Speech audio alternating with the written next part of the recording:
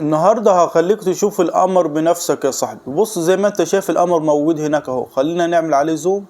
بص يا صاحبي القمر اهو يا صاحبي، ده القمر في السماء. بص هتشوفه بمنتهى السهولة يا صاحبي. هتبص في السماء بس اهم حاجة يكون في الليالي اللي بيظهر فيها هتلاقيه موجود. شايف يا صاحبي القمر من كتر، حتى من كتر جماله عامل تذبذب في عدسة الكاميرا، تحس ان في قمر تاني جنبه. بص يا صاحبي عظمة على عظمة، ده القمر يا صاحبي في السماء.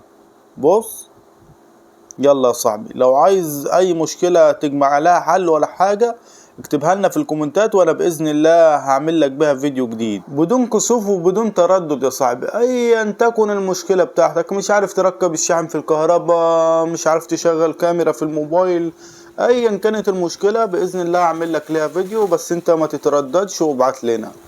يلا ما تنساش تشترك في القناة وتفعل جرس الاشعارات عشان يصلك اشعار بفيديوهاتنا الجديدة، واضغط لايك للفيديو. يلا سلام عليكم.